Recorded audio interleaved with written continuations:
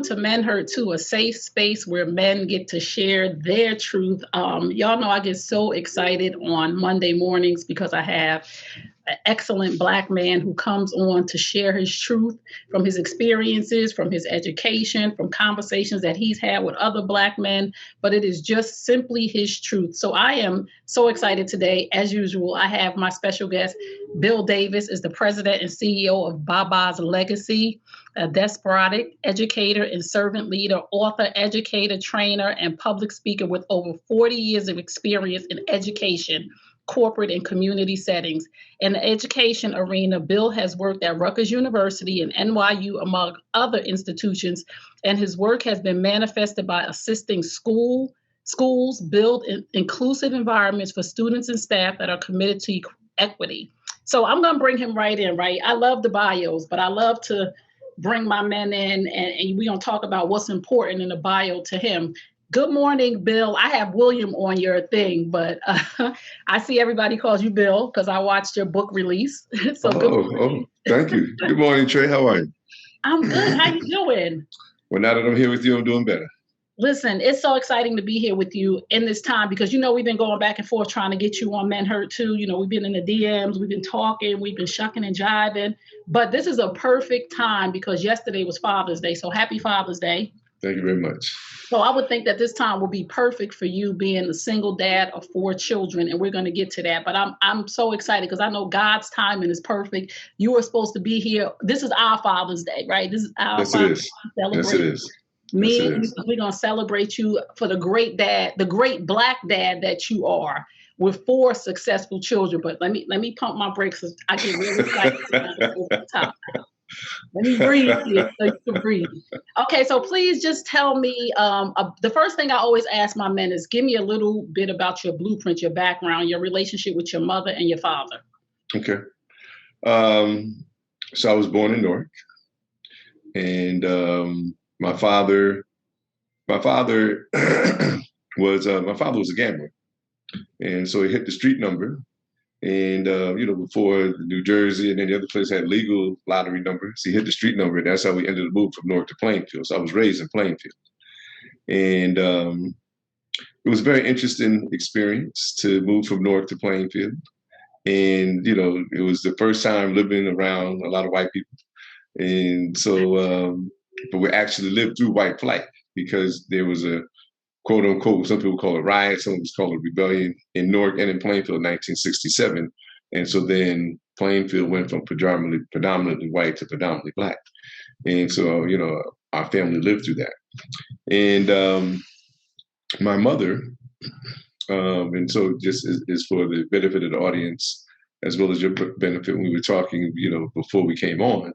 My mother was born in South Jersey, a town called Williamstown, and not too far from Glassboro, a little further south from Camden. And my mother was the 7th out of 14 children. Oh. And so, my grandmother, who I did have the opportunity to know, my grandfather died when my mother was very young, but they were basically farmers in South Jersey. And so my mother left Williamstown, moved to Newark, where she met my father. And my mother was working as a waitress at a restaurant in Newark when her and my father met. But my mother left from Williamstown. I've asked my aunts and different people in the family. Nobody really knows the details of my mom's journey. They believe she went on a bus from South Jersey to Newark. Nobody knows who she stayed with. So that element of how the evolution happened, and it wasn't until my mom passed away. And so I didn't really get a chance to. These questions didn't occur to me until I was writing my book. Like, how did my mom get from Newark to Plainfield? Who were the people that took care of her when she got there? But a point of, and so when you were reading my bio, one of the things that is, I guess, a happy and sad thing. So neither of my parents graduated from high school. My mom dropped out at an early age. My mom was a teenage mom. My father dropped out in 11th grade. My mother did eventually go back and get a GED. But both of my parents emphasized education. And so I have 2 sisters. I had 2 brothers. One unfortunately passed away. And so all of us graduated high school. All of us attended college. I was fortunate enough to graduate. And so the emphasis on education was really high. And so, I had very strong relationship with both my parents. Even though with my father, I would see him in the morning before I went to school, but I didn't see him again until the next morning. But on Sundays, for those folks who saw the movie Soul Food, that's what it was like. You know, we'd have a big Sunday dinner. We'd travel different places. My father would like going to New York. So we'd go to New York. We'd go to the movies. We'd go get something to eat. I mean, you know, so he liked to take us on different kind of family trips. But his father died when he was young. So he didn't have a father. So he had this vision in his head of how a father was supposed to be.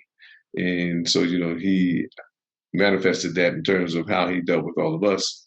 And so, you know, it gave me somewhat of a blueprint for how I wanted to be a father. And, but, you know, but my mother was very dark skinned. And so she got teased by white folks. And then some Negroes say light skinned Black folks. And so my mother was a nationalist. So at an early age, she had me listening to Malcolm X. And so I was a huge Malcolm X fan from middle school age. And my father really liked King. My father was like the kumbaya kind of guy. Like, listen, can we all just get along, blah, blah, blah. And so I grew up in a household where King and Malcolm were celebrated. And in Plainfield, there were people who were part of the Muslims, and there were people who were in the Black Panthers. And so I grew up around folks who were really, you know, involved in some, you know, community change. And so all of those variables led to me going to Rutgers and studying African American history and having the privilege of teaching African American history at one point in my career. So, so it's been an interesting journey that I am profoundly appreciative of.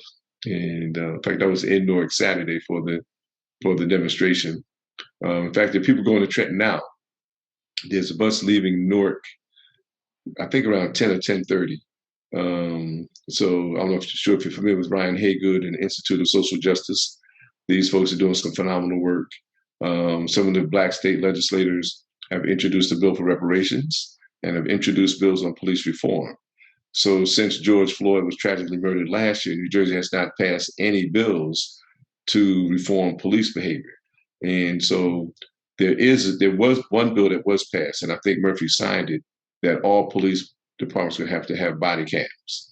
And so, but ending chokeholds, one of the demands is that we have a civilian complaint review board that has subpoena power.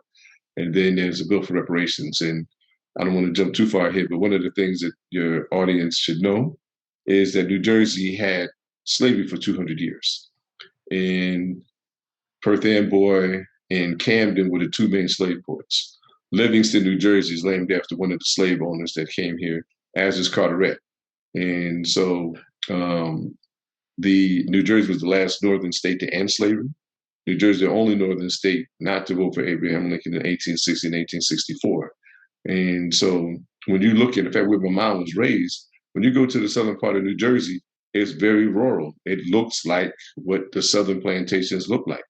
And even when the migrant workers come through there now, you know, it's kind of horrible the way that their circumstances that they have to live in order to crop. And that's why it's called the Garden State, because of the fact that there are many parts of southern New Jersey where there's, you know, farms and people have to pick the products. And so, so I was in Newark Saturday. I mean, there were several Juneteenth events on Saturday, and so it was magnificent to you know, to be out. And the weather was really warm, but it was great way to start the Father's Day weekend. Yeah. Listen, I want everybody listening right now, because you dropped some gems just now on what New Jersey is about, on some laws that need to be passed. Because we're not really here to just sit and play or just have a, you know, we're going to have a good time and a good conversation. But I appreciate you giving us the history. I just appreciate our intellectual Black men who know history, because media shines a light like Black men don't know nothing, like Black men are not educated, or Black men, no, Black men know stuff. Like, thank you so much for what you just said. And I love it that your mother and father were Malcolm and Martin, because that balance, and let's talk about balance in the home, that can lead us right to it. That balance of Malcolm and Martin, you know, Malcolm by any means necessary, and Martin, you know, can we keep the peace?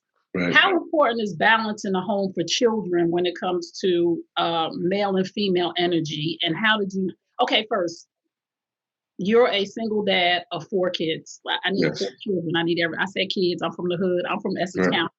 Mama was Rolling Stone. I lived Irvington, East Orange, Newark, Bloomfield, Glenbrook. all of Essex County. So I'm an Essex Okay. County girl. I can't claim one spot, but I East understand. Orange is my main hood.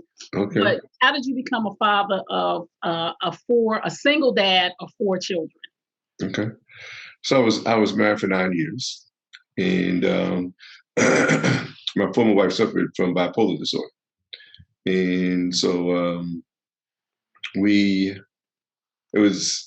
were dealing with a lot of different kind of issues, trying to figure out if the marriage was salvageable. So we went through marriage counseling and all those kind of things, and then it just became very clear that the stress of the marriage and the stress of parenting was just not something that was really going to work to her benefit.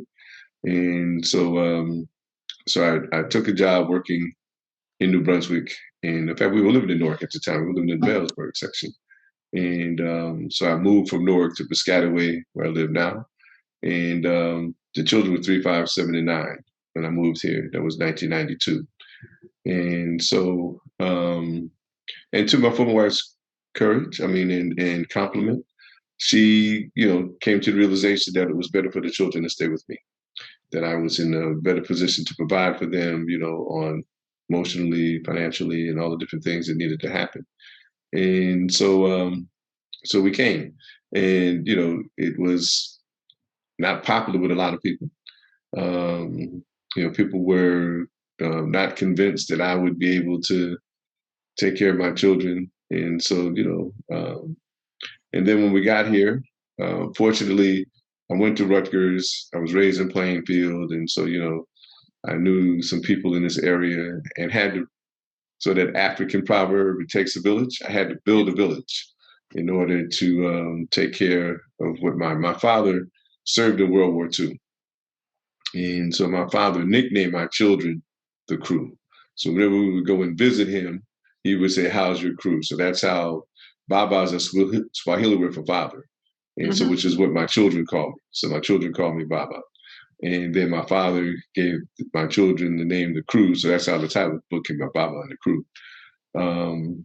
And so, and Trey, to be honest with you, I didn't anticipate that I would stay a single father this length of time. I anticipated that, eventually I would meet somebody, and, but my mother told me something before she passed. She said, "You're going to meet women that'll be interested in you, but they're not going to be prepared for the fact you have 4 children." That was absolutely enormously insightful observation. And so then after a period of time, you just get into routine of what you're doing. And, the old expression, if it ain't broke, don't fix it. So, I would get them up. They'd have breakfast. While they're having breakfast, I'm cooking dinner, because all of them participated in different kind of activities, whether it was sports, music, or whatever.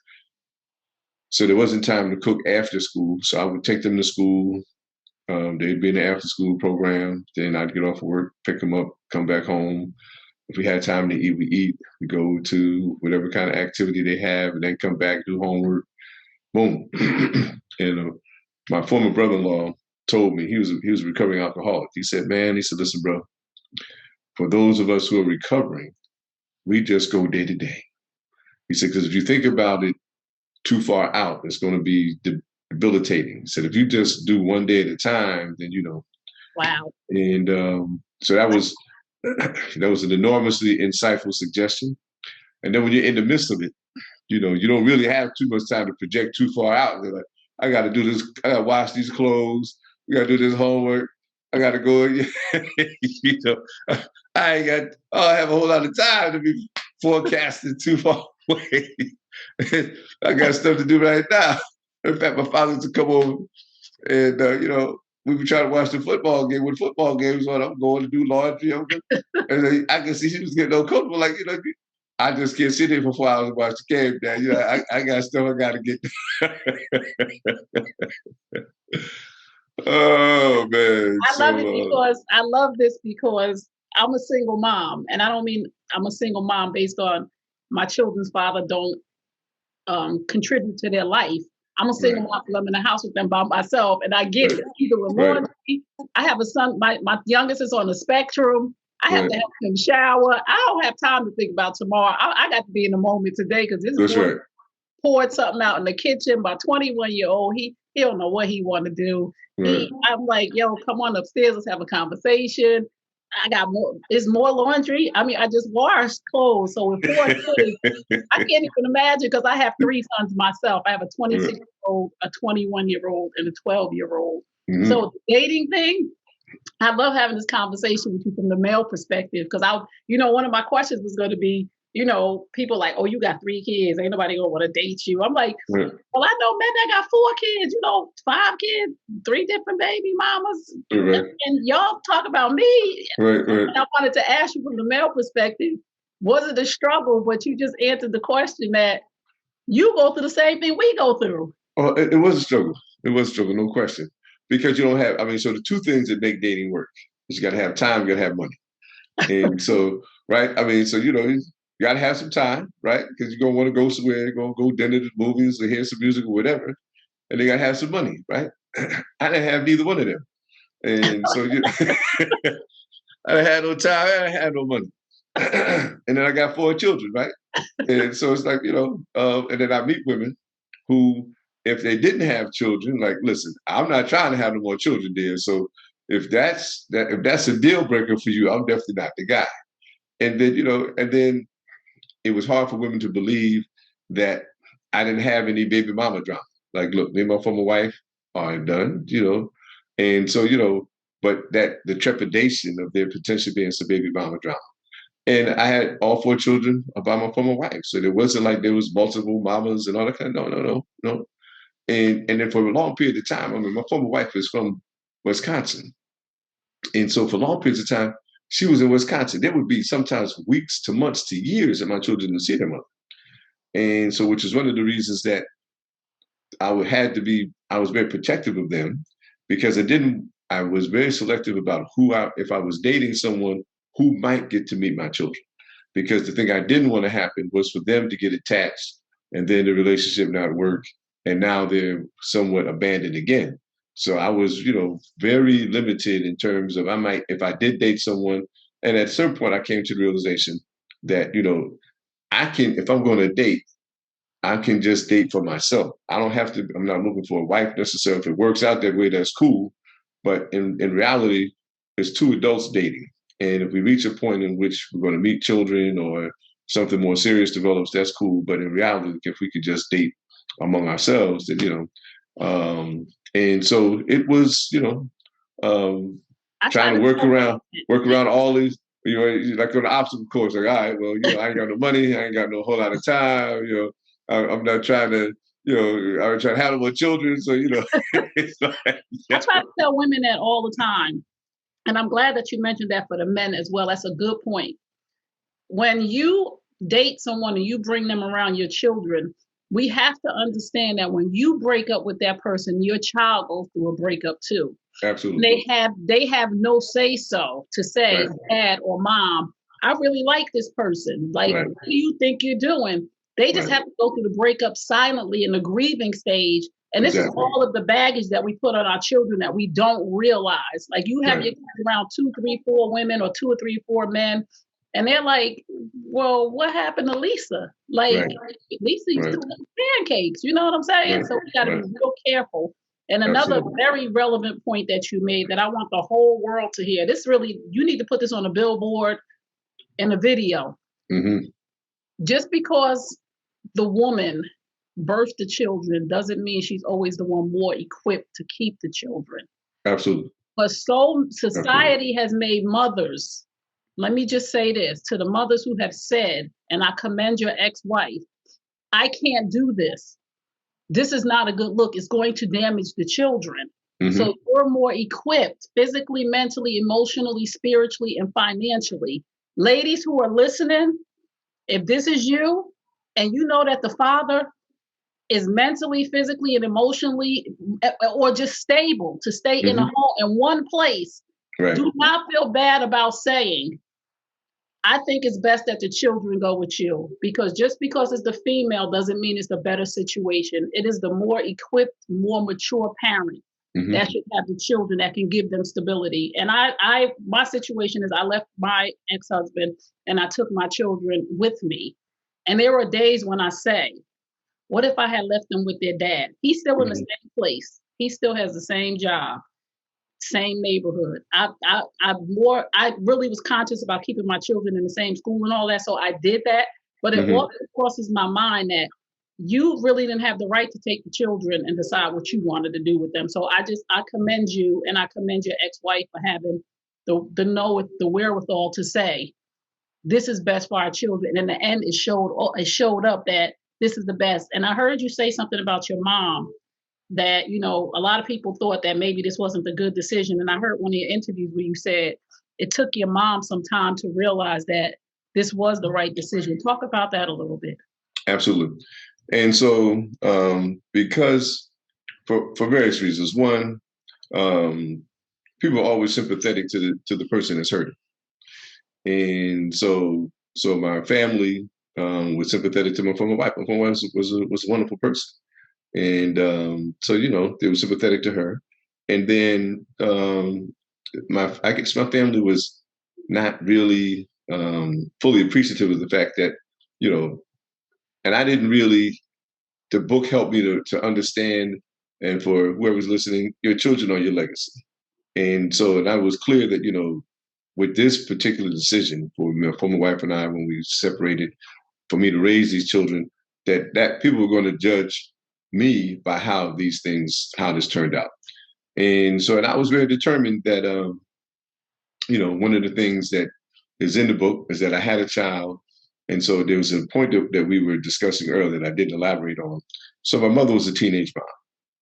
And so I was a teenage father. In fact, all of my two sisters and both my brothers, all of us had children as teenagers.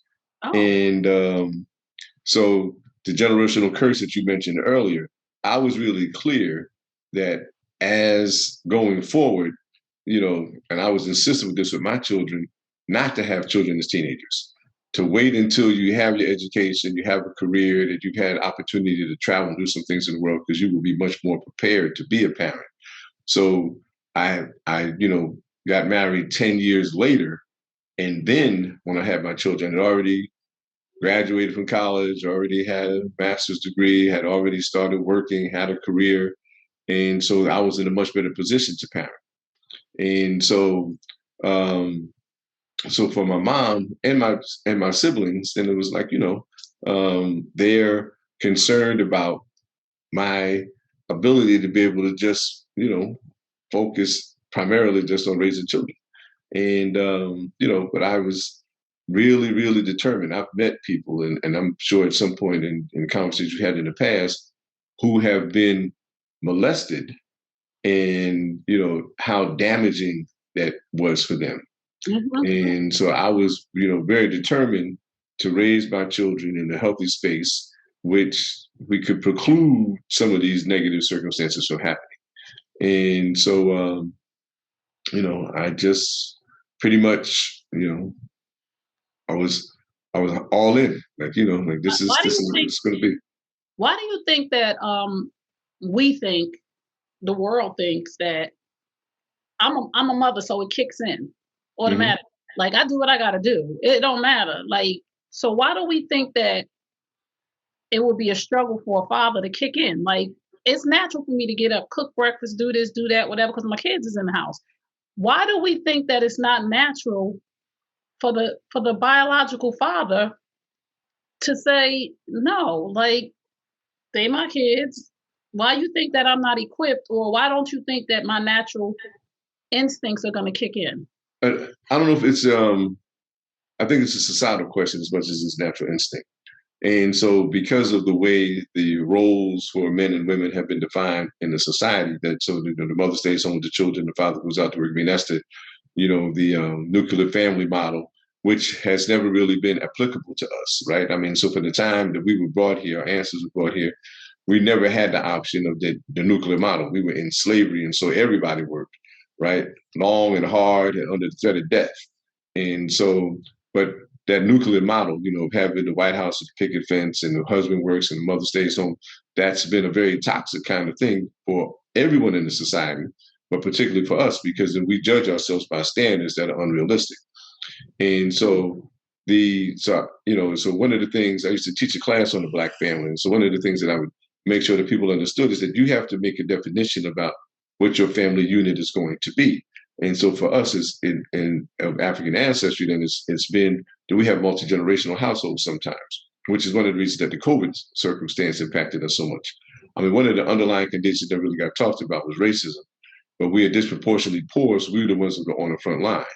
And so when we look at diabetes and cholesterol and heart disease, all that kind of stuff, we are disproportionately impacted by those things. And so it made us more vulnerable to being in spaces in which COVID could impact us. And sadly, out of the 600,000, we are overrepresented in there. But, so I think that thinking about what our roles are and how we should conduct ourselves and how do we build, a village and a unit that's going to help our family to move forward. And so in different conversations that I've had, I've been trying to help people understand because, people are saying now that, there's not as much receptivity to people in the community coming together to raise children. And I was like, that I'm certain that there are, guardrails that people have up, understandably so. And so, so I had to reach out, I had to do a lot of outreach to try to find people because since my children were involved in a lot of different things, I couldn't take them each one to every location they had to be. So I had to beg other people to try to help us. Right. There were people that said yes, and there were people that said no. And, so you have to kind of be resilient enough to be able to, like, listen, I'm really hoping this person's going to help, but they chose not to. But then you also have to be selective. And so, so I was fortunate that, and I was really incredibly, honored, I don't know what the word is, grateful that there were parents when my daughters had birthday parties that would let their daughters sleep over at my house. Wow. That they trusted us enough that their daughters would come and it would be a safe experience for them. Wow. And so, and the same thing when my daughters went to their house, right? Right. That, it was going to be a safe visit, that there wasn't going to be any negative drama or trauma connected to it. So, right. So those are the those are the guardrails that we have to think about, right? And if we don't take enough time and if our circumstance, I mean, so I've worked in places in which people have work schedules that really don't permit for them to go to the parent-teacher conference, that don't permit for them to go to the children's activities and all those kind of things. And so, so how do we cultivate that kind of interaction with people who, because of their circumstance, just do not have the ability to be involved in their children's lives? But we judge them harshly anyway, even though they're really struggling, trying to figure out a way to financially provide for their families. So there are a lot of different elements to how we arrive at the different roles and different circumstances that we face, and how do we interact with other people to try to help, because our children aren't raised in a bubble. They're raised, in the school, in the community. And so if we're hopefully active in the school and the community, then we can try to do the best we can to navigate our children through the issues and circumstances they're going to be confronted with. Wow. You said something really powerful right there, because you have daughters that, we don't think about these things. I raised my niece, and, the girls would come over to hang out, and it was never a question of would they be safe with me as a woman. Mm-hmm. But, women do stuff too, and we need to, recognize that, women mm-hmm. molest kids and things of that nature, but we don't think of that. But we would hesitate to send our children to a house of a single dad with daughters and punish right. the daughters, so to speak. Like, my daughter's not going over there for a slumber party. You must be crazy. Right. Or we right. send our children to another home of a woman and not even question that. And we have to shift that mindset and think about people as human beings and their integrity and their morals and their values, mm-hmm. rather than if they're male or female. Right. So you have 2 daughters and 2 sons. Yes.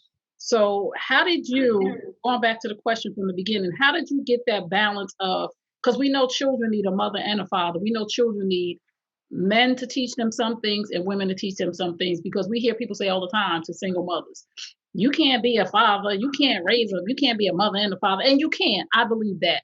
So how mm-hmm. did you maintain that balance for your daughters and your sons to see that element of a woman being in their life, those emotions. I know, your daughters have to go through their cycle. Like, what Right. does it look like for a single father? So one of the first lessons that I had to learn was how to ask for help. And so, society engendered this idea that, we're all supposed to be self-sufficient and all that kind of thing. But at a certain point, we all need help. And so, we have to be, open to reality of, how do I get help, and who's going to be able to provide me with help. And so, and as I mentioned earlier, there were people, fortunately, who did. And, so when it was time for, and I came to the conclusion that the message that we give our children as parents, our children expect to hear certain things from us.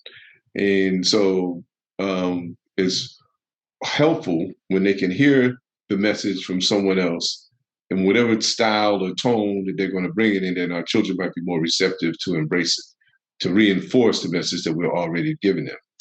And I needed some women around my children who were, the examples of how I'd like my daughters to conduct themselves. And so we were fortunate that, there's one family in particular that has been with us on this journey.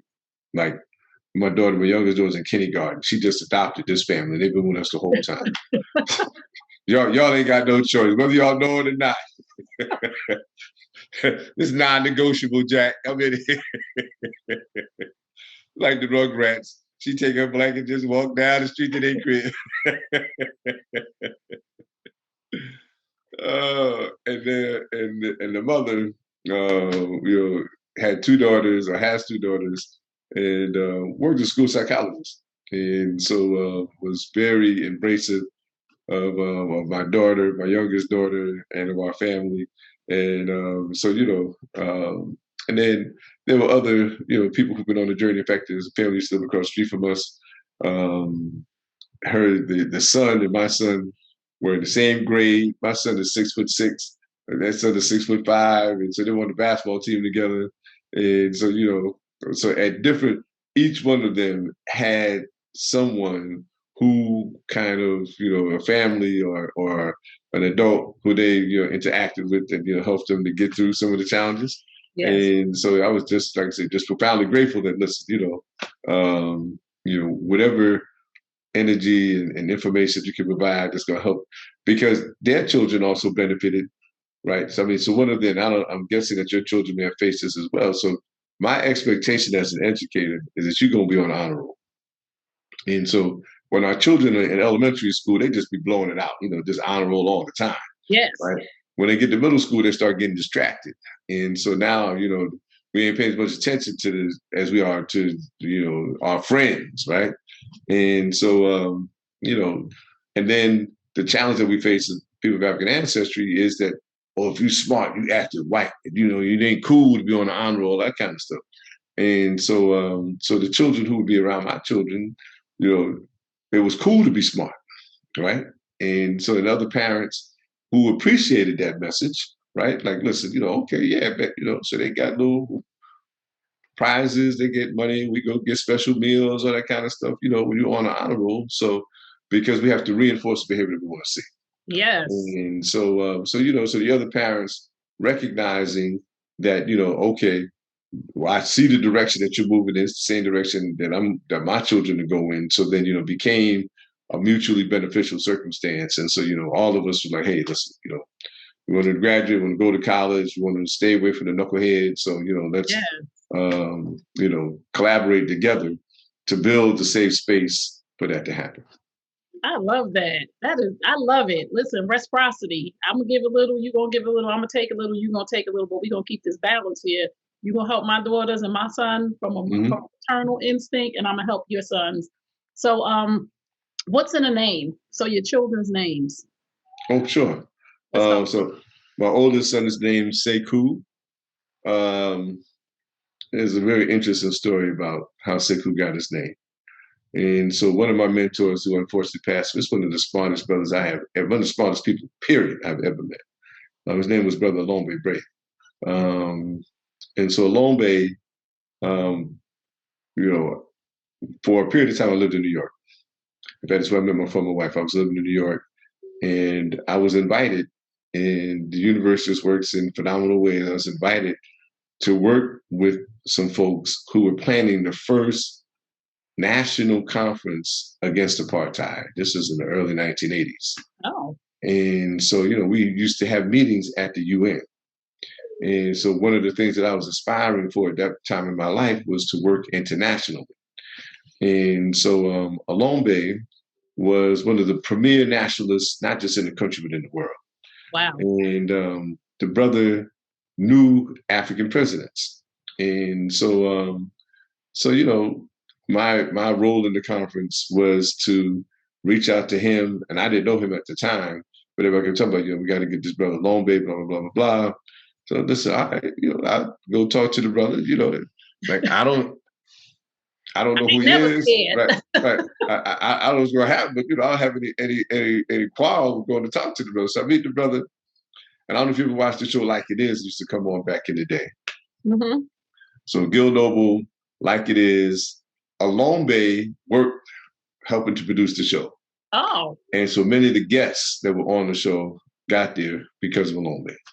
And so, one time Alombe said, "Come on, man, let's go to the airport to meet the president." And you hear people say stuff like, right. Right. All right. So we get to the airport, and Sekou Touré, who's the president of Guinea, was coming in. And so, there were small people there, including Alombe and myself. And so when the president comes off the plane, he comes over and gives Alombe a hug. I was like, "My man really know the president." I was like, "Oh, my man really know this brother." Oh, man. I was like, okay.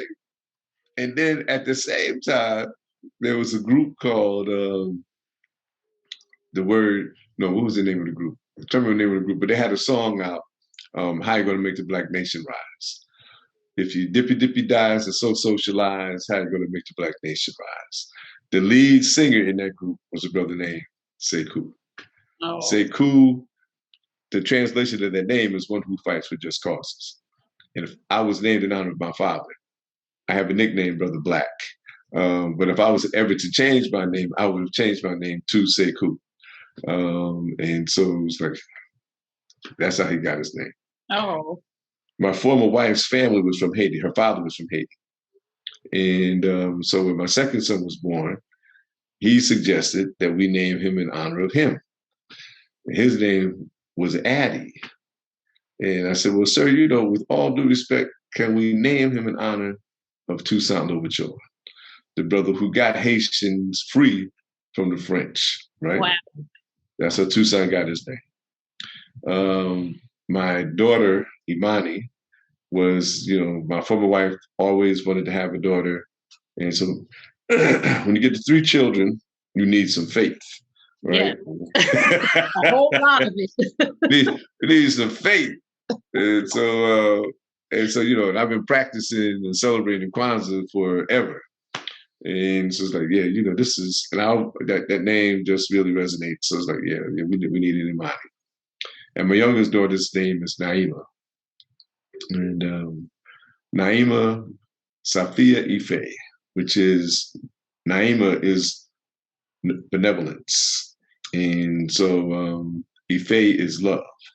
And so the little translation of her name is benevolent loved one who is wise. Safia is wise, wisdom.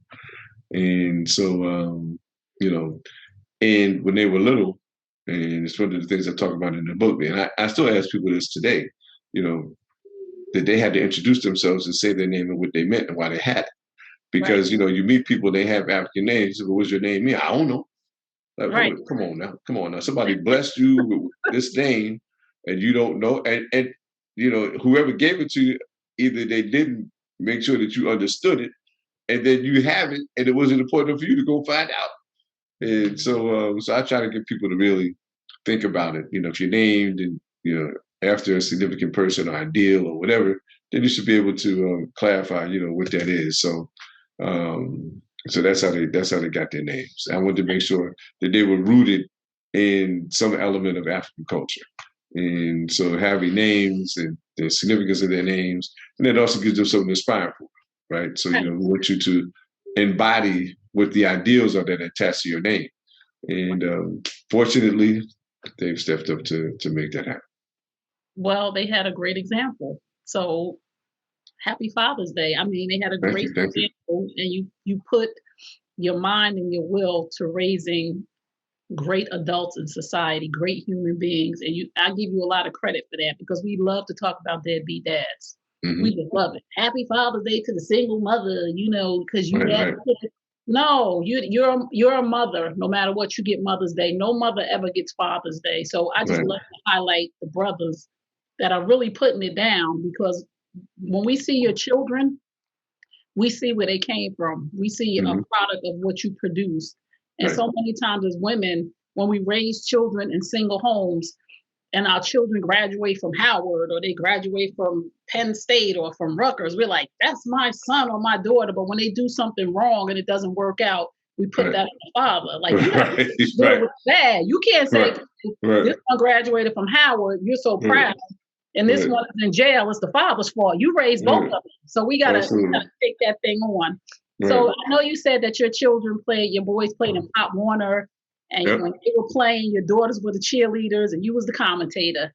How important was that to make sure that you had that mindset of, when my sons are doing it, my daughters are doing it? And is there a difference in raising your boys and your girls? Oh, absolutely. Absolutely. So I've always wanted to emphasize us moving as a unit. And so, say that again. Wait a minute. Say that again. Don't skip. I wanted to emphasize that we move as a unit. And so when my children are involved in something, then they all also played instruments. When they had a school concert, we all went. When my daughters had cheerleading competition, my sons went. And so, so I wanted to make sure that they understood that, we're here to support each other. And so let's make sure that, when we had graduations, we all went. And so it's not like, that, well, this one's doing it. And so I don't, no. This is we move as a unit. So, we're all going to go. And I mean, we'd be there. I mean, we were in Pop Warner. We were there like all day because, this was cheering for this team. This was playing on that team. So there's multiple ages and multiple, weights and stuff like that. So, and so as I'm sitting there and I'd be sitting there listening, I'm like, there had never been a Black commentator. So I said, well, wait a minute, I think I can do this. And so when I started commentating the games, it's like, yeah, man, we glad you're up there, bro, blah, blah, blah, blah, blah. And, and so I with my own style and flavor to it, and I think that Piscataway is a very interesting community. It's one of the quote unquote communities that embodies diversity. So there's a fairly significant, at least 30% of the community is African American, at least 30% is white, at least 30% is Asian. And so, the diversity of the town. And so, so Pop Warner at that point, now it is likely to have changed. I haven't been to a Pop Warner game in a minute because many of the white folks is moving out. And, but, there's still whites that live here. But at that time, there were a lot of different ethnic groups who were involved in the game, and some Latins.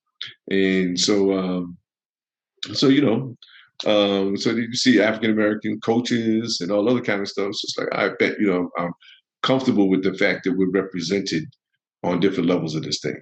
And because one of the things that happens unconsciously when our children see that we're not in positions of influence is that they recognize that, we're playing, but, we're not the ones who are in power. So, and so then let's emphasize right there too, because let your children understand that you don't have to be the football player, the basketball player. You could be the agent, or you could be the attorney, or you could own the team. So Black people just don't have to be the players. And that's what's instilled in our children so much. Like, you need to make it to the NFL or the NBA, but we're not talking about the importance of how much the agent does, or this machine works because of the behind the scenes. So that is such a great point of, look, Dad's the commentator.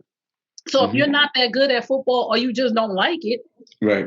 you could commentate the game. You know what I'm Absolutely. saying? Or you could be the leader, or you could be the water boy. There's Right. so much more than just being on the team. So just to give them that diversity of different areas where they could be in all areas of their life is just, I just want other parents to hear that.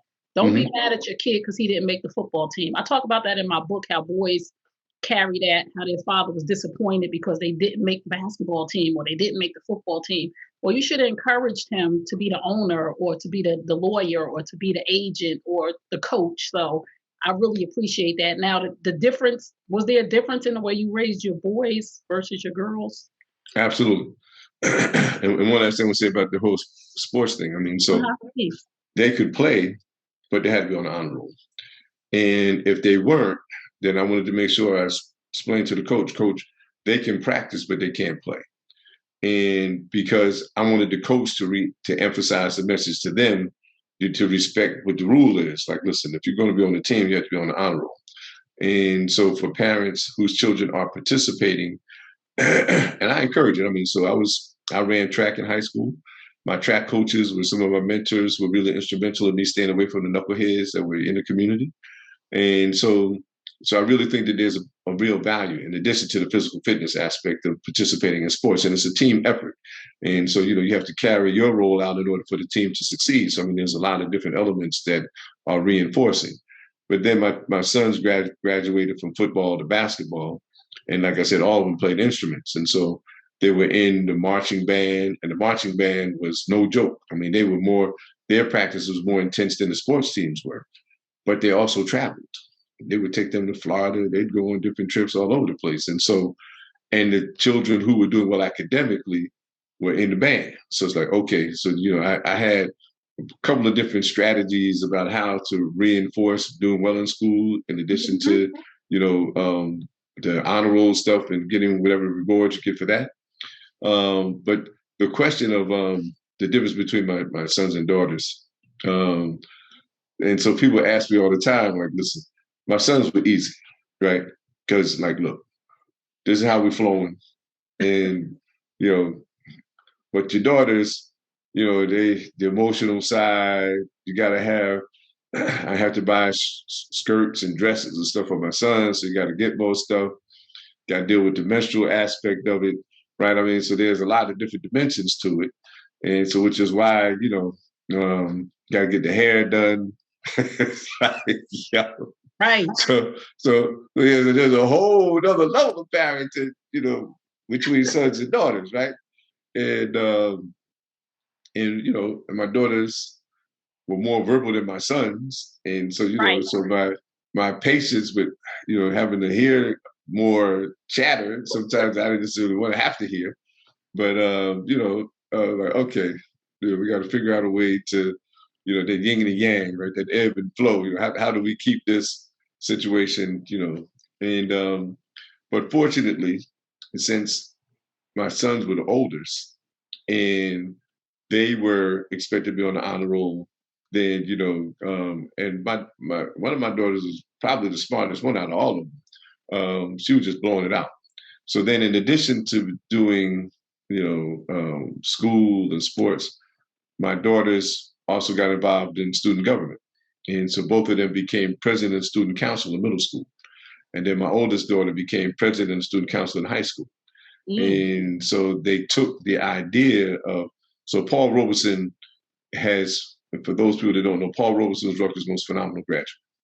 The brother was a two-time All-American football player, graduated Phi Beta Kappa, went to law school after he left Rutgers, could speak anywhere between 17 to 25 languages, and was one of the most popular men in the world because he would travel around the world and sing songs in the languages of the countries that he visited.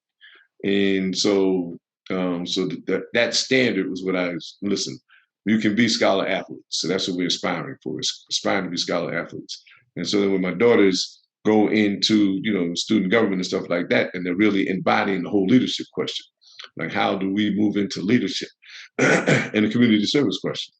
And so, I was just profoundly, grateful that their own creativity kicked in to say, listen, we're going to add a dimension to what it is that we've already been, tasked with doing. And so, it's been a phenomenal journey, Trey. I got to be honest, it's been a phenomenal journey. I'm just profoundly grateful that it's different people in the community. So one woman said to me, she said, "You were just lucky." Yeah, I agree. I agree because we've seen tragedies. Some of their friends died in car crashes, and all other kind of stuff has happened. And so so some of it was definitely luck.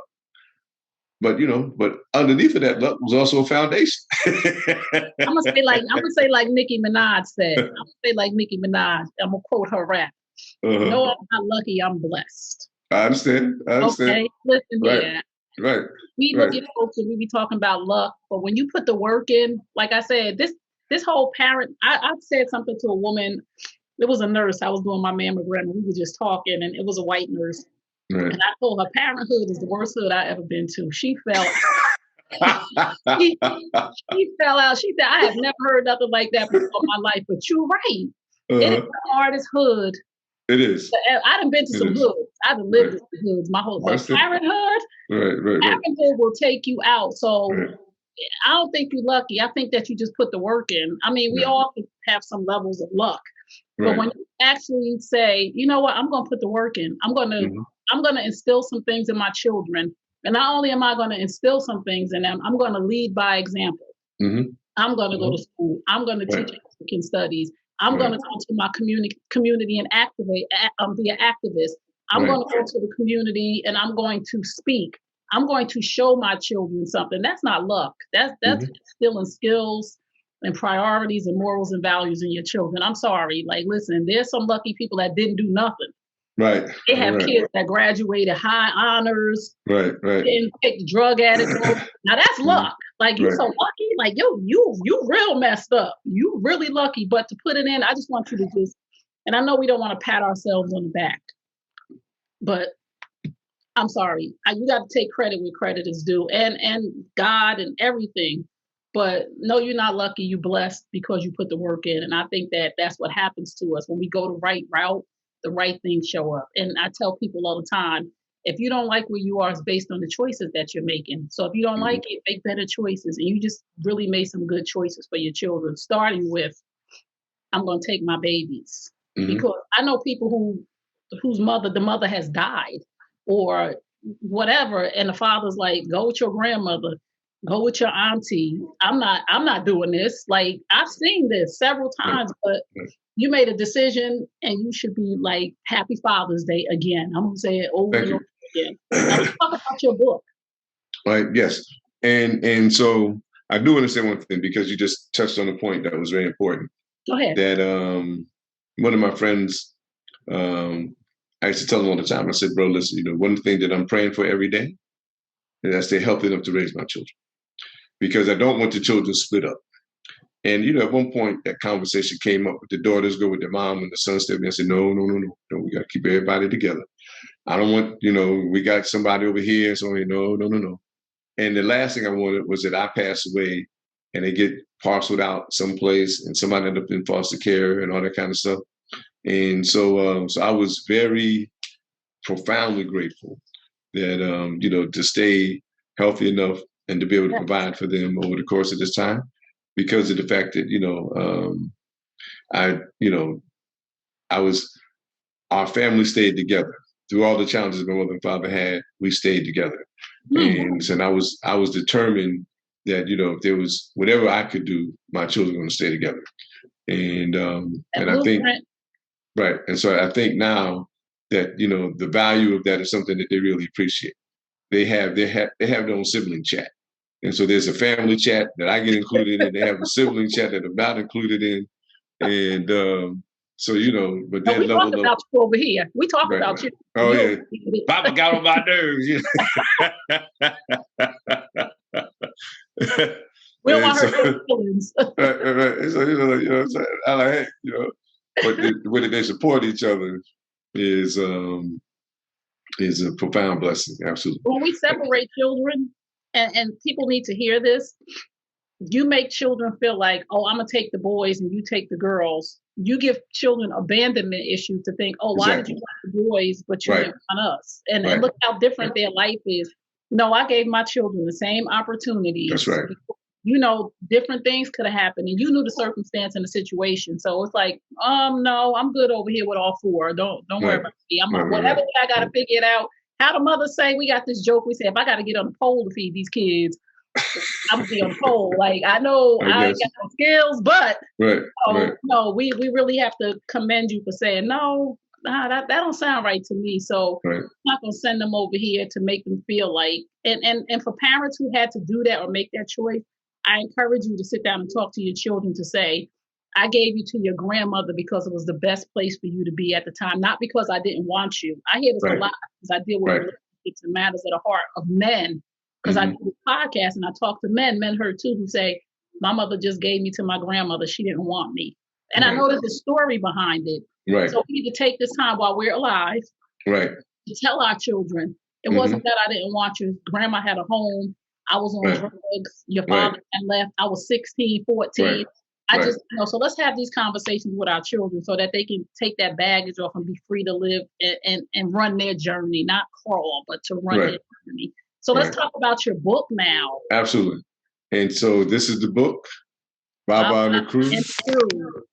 True story of a single Black father's journey to redemption. It's available on my website. It's available on Amazon.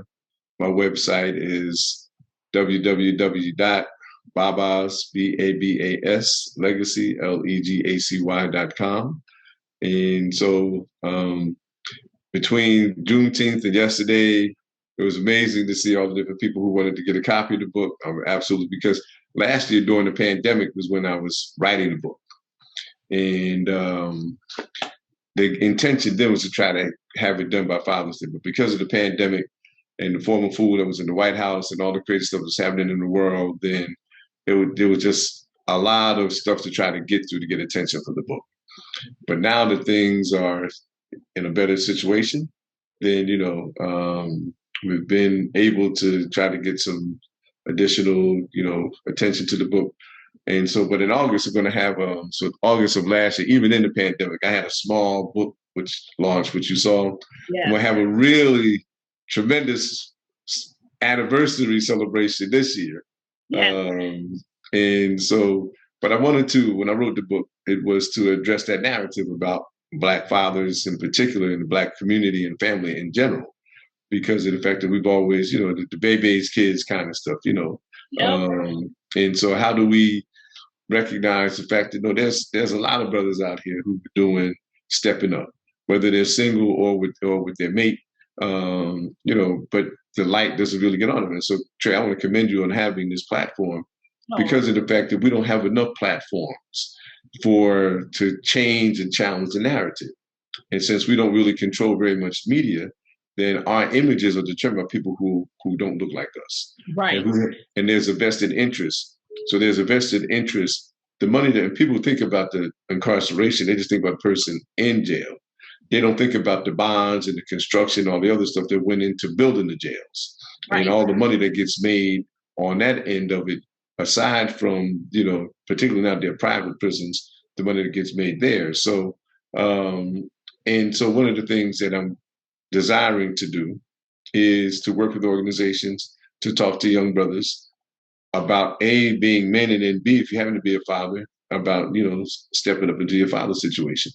Because far too often, young brothers, if their father wasn't present, mirror that behavior. That's one of the things that we need to help young brothers decide not to do. Like, listen, man, as sad as it was for your father not to be there, then, that's not what you want to perpetuate with your child. And one of the things that I'll say to the women listening is please don't make your child a pawn in the game. And so there are women who sometimes will use the child as a pawn in the game if they're upset with the dad. And I've seen this more than I would like.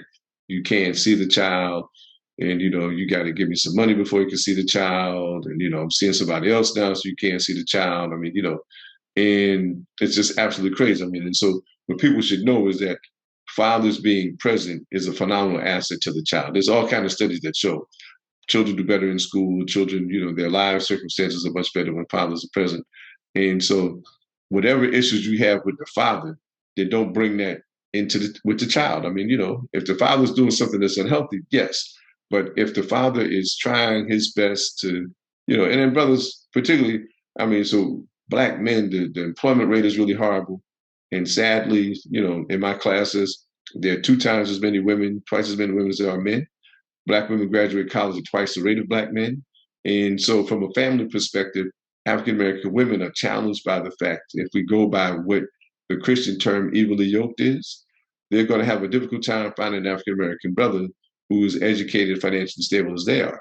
And so African-American college-educated women, married least, have the highest divorce rate because of the fact that the society wants women to marry above their social class. African-American women have been married below their social class. And so as a consequence, those marriages after a certain time just don't really work out too well. And so, but then sadly, college-educated African-American women are having children less than African-American women who are not college-educated. And so the people who are best situated in our community to be able to raise children are not the ones that are having them. And so we've got some real challenges about our family circumstance that, we need to have some larger conversations and larger, plans of how we're going to do something to address it.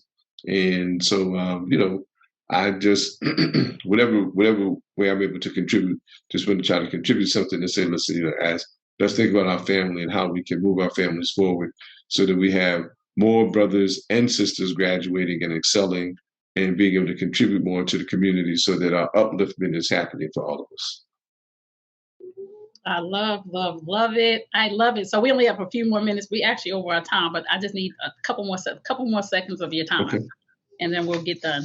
So I always like to also share words because I'm a person I look up words all the time. I don't care if I wake up and I hear a word in my head, I got to look it up and all the definitions. So I'm gonna give you a few words and you just tell me what comes to mind when you hear it. Okay. This is my game show portion of the interview. Okay. I be doing it sometimes, but I love it. Values. Values. Oh, foundation. I mean, so the trajectory of our lives is based on our values. And so I've been a vegetarian or I've been health conscious. Let me just have a healthy lifestyle. I don't smoke at all, anything. I very limited alcohol, and I have a very healthy diet and I exercise fairly regularly. And that's all part of the values. And so I think that our values determine, the foundation elements of our life. Mother. Oh, I think of my mom. I think of all the women in the world who have made sacrifices, and I just think of the care. I just think of my mom used to wear rocker fro back in the days, and so I just think of don't worry. As I told you, we came on. I just love the natural hair now. Come on, look at that smile. That, oh my goodness. Yeah. So I mean, I just have a profound soft spot in my heart for mothers. Education. It's just, I don't even know if I know a word that can grasp it all. But as an educator and as someone who just, tries to learn as much as I can, then, it's just an immense part of my life. It's something that I advocate strenuously, and that, it can change the trajectory of our lives. And so, as I mentioned earlier, my parents graduated from high school, but they emphasized about education to us. And so I think that the better that even if we are not educators ourselves, and parents are the child's first educators, right? So the better that we're educated, the better we can educate our children. So, so I just think that it's a critical circumstance to be able to learn and to teach. Society. It can be a blessing, but it can also be an immense challenge. And so, I think that the dream of having a society, of a non-racial democratic society, that dream has not been realized yet. And so the question is, what is our role going to be in helping to accomplish that? And so when I think of John Lewis and, King and Malcolm and Fannie Lou Hamer and all the people who were on the front lines of the civil rights movement, they're the true patriots of the country. They're the ones that's trying to embody the ideals of life, liberty, and pursuit of happiness for all people. And so, honoring their legacy and their contribution to society to make society what we want it to be, that our children can grow up. I mean, so I had the privilege of speaking at a Juneteenth event Saturday. And one of the things that I said there is that, we need to think about the fact that as African-American parents, that conversation about how to respond when the police, that in 21, it's still crazy we have to have that conversation. That when the cops stop you, you have to conduct yourself this way, trying to get out safe. And so we'll know that society has fulfilled the ideals or the creed of society when we no longer have to have that conversation. Wow. Couple more. Integrity. Okay. Oh, it's fundamental. That you have to honor yourself and honor what you say. And so, and the better that we can honor who we are, the easier it is, the authenticity of who we are is going to be communicated. And so, so that's why when you ask me, and I really appreciate the opportunity to be on the podcast with you, then, so you can see by the art, by, my gear that, I value understanding our culture and things like that. So I just think that integrity is something that's really, really important. And I'm grateful for the fact that, I had some tremendous teachers and who helped me to aspire to and to accomplish some of the things that I had. Love it. Love.